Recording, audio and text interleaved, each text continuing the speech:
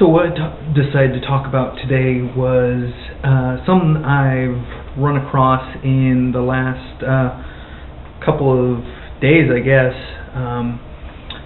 What it is a couple weeks ago I went to the dentist, and while I was at my visit, he had told me that, asked me if I drank any coffee or smoked cigarettes or drank any soda.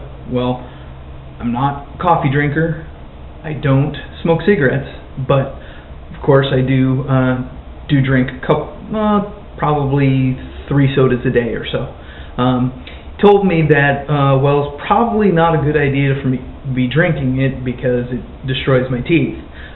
Said, well, it's realistic that you probably can't cut it out completely, but try to cut it back as much as you can.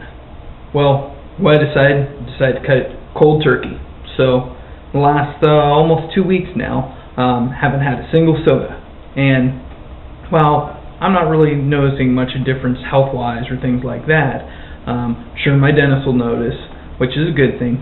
But what I have noticed is, in the last couple of days, early in the evening after I eat dinner, I'm absolutely exhausted. I really wasn't sure what was going on at first, but I kind of looked back and was trying to figure out what it was, and thought, well, I'm not drinking my Diet Mountain Dew anymore, and that has a lot of caffeine in it. So figured, well, maybe it's the caffeine. So what I did was I went ahead and my wife has these little pouches of caffeine that you put into your water, some flavored punch stuff that's caffeinated. So I decided to take one of those, try that out. Well, after I did, boom, wide awake again. So figured, wow, okay, kind of interesting. Yet I didn't think that caffeine affected me that much, but obviously it does. I know it doesn't give me a real high when I do drink it, but if I don't drink it, I am wiped out by 8 o'clock at night. So also got me curious as to how does caffeine affect diabetes. So did a little research, and what I found out is caffeine basically triggers your adrenal gland, so it gets that adrenaline pumping. Well, what that also tends to do is it triggers your liver, which will then release glucose, aka sugar, therefore raising your blood sugar. Now, it has to be a fair amount of caffeine, but still, that does still can affect you.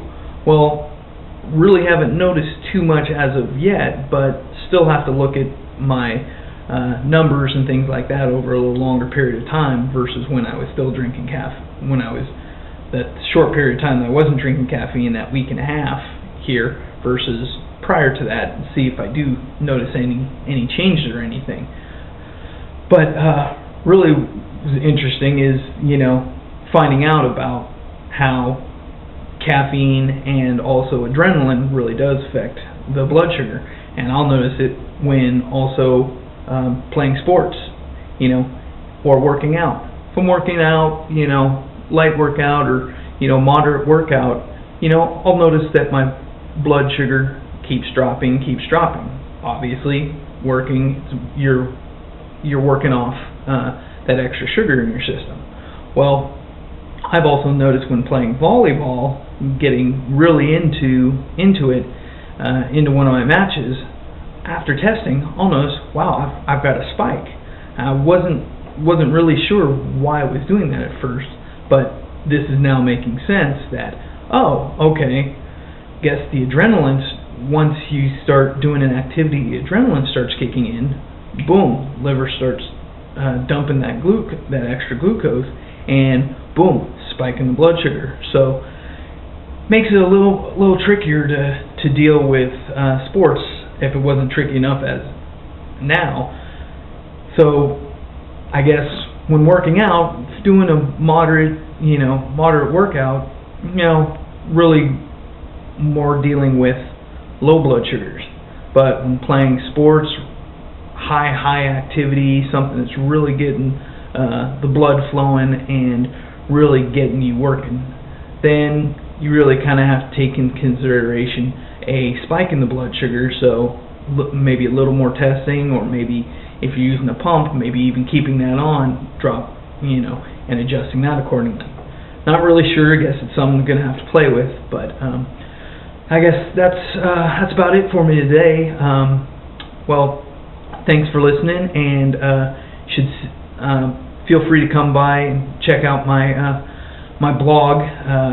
Address should be listed right here below, but www.livingwithdiabetes.com. Thanks so much.